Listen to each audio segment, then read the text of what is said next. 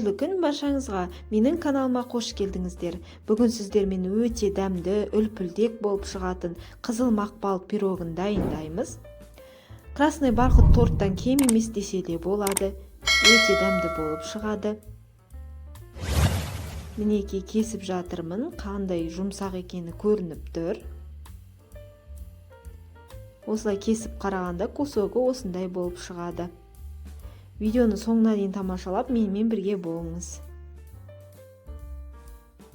Пирогымызды дайындауға қажетті заттар: құмшекер, айран, жұмыртқа, ұн, сұйық май, тұз, какао, қамыр қопсытқыш, ас содасы және осындай қызыл краска қолданамыз. Ыдысымызды алып, жұмыртқаны саламыз. Үстінен құмшекерді саламыз. Венчикпен жақсылап араластырып аламыз. Массамыз көпіршіп екесе ұлғаюы қажет. Венчиктің орнына миксер қолдансаңыз болады. Ұнымызға тұз, какао және қызыл бояғышымызды салып жақсылап араластырып аламыз. Қамыр қопсытқышпен ас содасын әзірше қоспаймыз, кейіндеу алдыңғы видеода қосатын боламыз. Егер бояғыштарыңыз осындай сухой түрі болса, оңға араластырып жібересіздер. Егер жидкий түрін қолданатын болсаңыздар, айранға қосып араластырасыздар. Құмшекер мен жұмыртқа араласқан смесімізге сұйық майды қоямыз. Араластырып отырамыз. Айранымыз міндетті түрде жылы болуы қажет. Егер тоңазытқыштан алсаңыз, сәл-пәл жылытып алыңыз. Немесе бөлме температурасында болуы қажет. Айранды құйғаннан кейін осының үстінен ас содасы мен қамыр қопсытқышты салып жібереміз.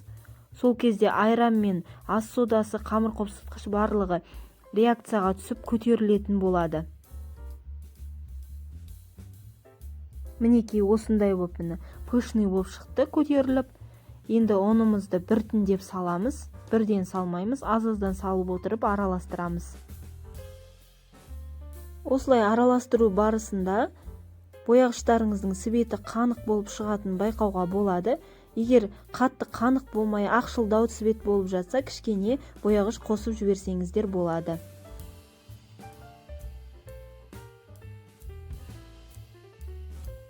Ормағымызға пергамент төсеп, бисквитімізді құямыз. Пешімізді алдын ала қыздырып қоямыз. 170-180 градуста 30-35 минут пісіріп аламыз.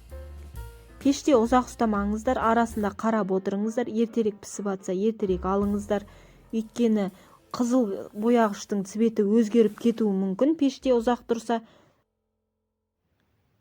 Сүзбелі ірімшігімізге қант ұнтағын саламыз, яғни творожный сырға. Және қасықпен осылай езіп-езіп басып жібереміз. Екеуін біріктіріп жіберу қажет. Үстінен қаймағымызды салып, миксермен бір араластырып жібереміз. Қаймақтың орнына сливки қолдансаңыздар да болады, өте дәмді болады кремі.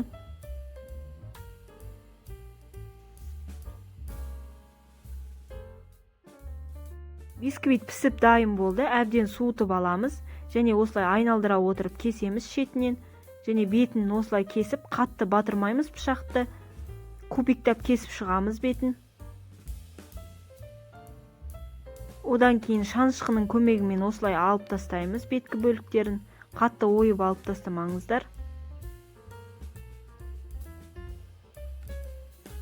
Барлығын осылай алып реттеп аламыз.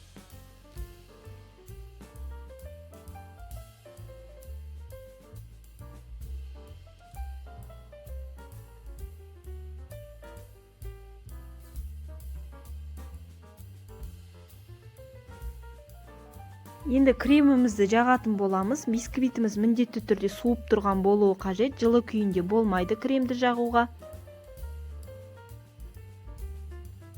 Біркелкі қылып жағып шығамыз кремімізді.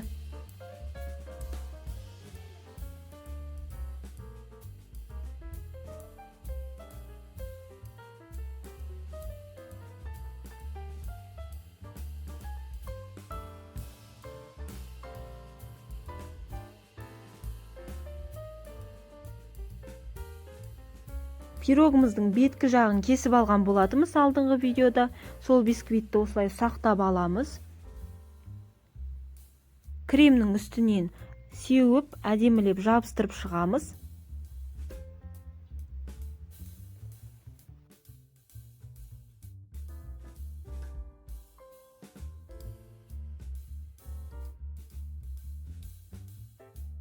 Мінекей біздің үлпілде қызыл мақпал пирогымыз дайын болды. Әдемілік үшін бетіне қант ұнтағын сеуіп жібереміз. Өте жұмсақ, әдемі және тәтті болып шығады. Қонақтарыңызға жасап берсеңіздер, көңілдерінен шығатынына сенімдімін. Сіздерге де жасап көруге кеңес беремін. Мінекей кескен кезде осындай әдемі болады. Видео ұнаса лүпіл басып, пікір қалдырып, маған тіркеліп кетіңіздер. Видеоны соңына дейін тамашалағаныңызға рахмет.